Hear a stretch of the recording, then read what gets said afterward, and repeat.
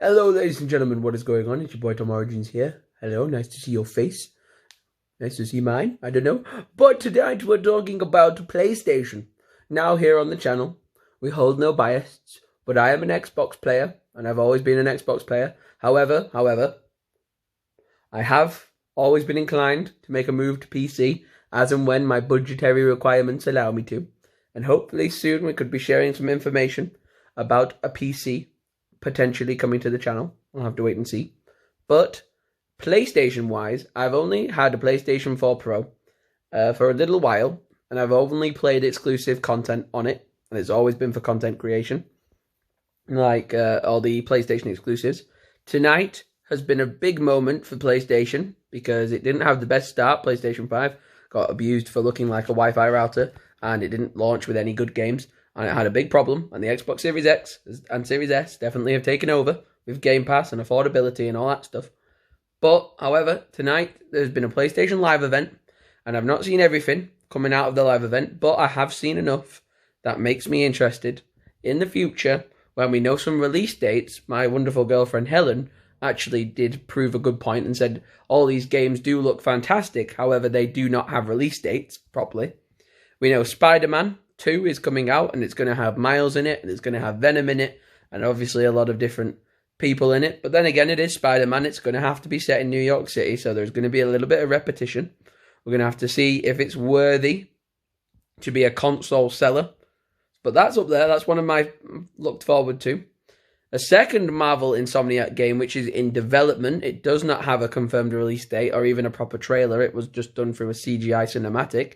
Was a Wolverine game, a Marvel Wolverine game. And if it's done in the same style and format as the Spider-Man games, Miles Morales and the first Spider-Man, and obviously Spider-Man 2, that one might be one to look out for, might be another console seller. So there's two good games at the moment for PlayStation's favour.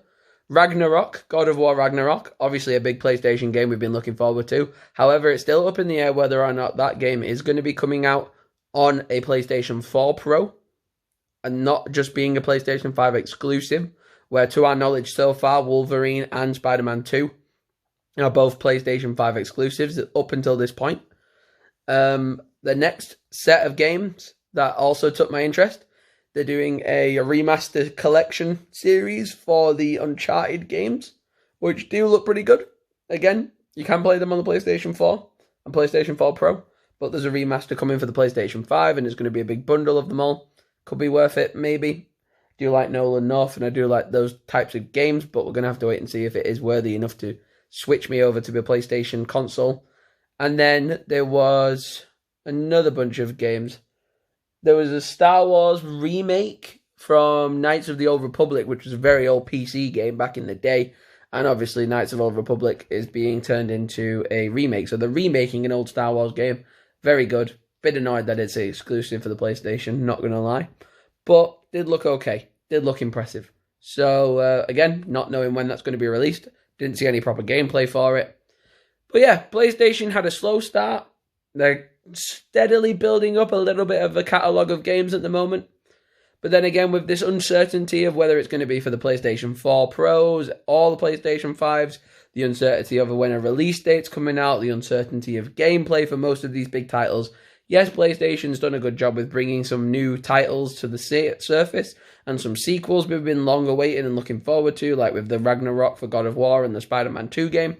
But we are going to have to wait and see. They made me excited. It was the first time in a very long time I've actually been interested in PlayStation after The Last of Us 2 completely killed me off from PlayStation and I just fell out with it. But now I'm slowly getting pulled back in again. So, if PlayStation carries on like this, and over the next couple of years, because it is going to be years, I think Spider-Man wasn't confirmed until 2022 or 2023. So that's going to be a long while away. So maybe over the next couple of years, the next 2 or 3 years, if they do get my attention and other, Xbox players' attentions, maybe it might make us consider a PlayStation 5. But at this moment in time, there's nothing that's making me go out and buy one tomorrow. There's no urgency because, as we say, we don't know the release dates. We don't know the actual confirmation of what gameplay is going to look like on these games yet. Apart from we saw a little bit of God of War gameplay, which did look nice, but it looked exactly the same as God of War before. So we're going to have to wait and see. But as a whole, PlayStation, you've done well, you've done good. You've got an Xbox person out here questioning their sort of console allegiance a little bit.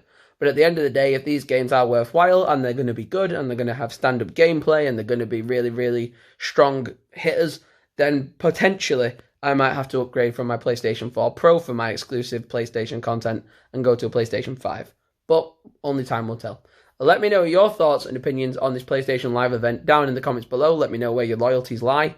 And there's no console wars. There's no who's better, who's worse. PC is king. It reigns supreme over the gaming scene.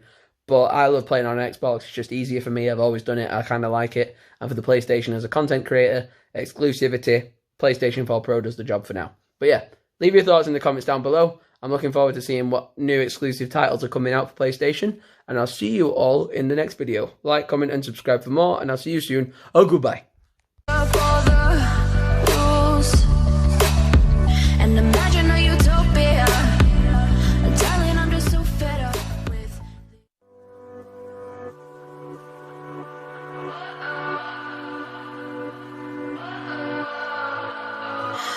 What does perfect even mean?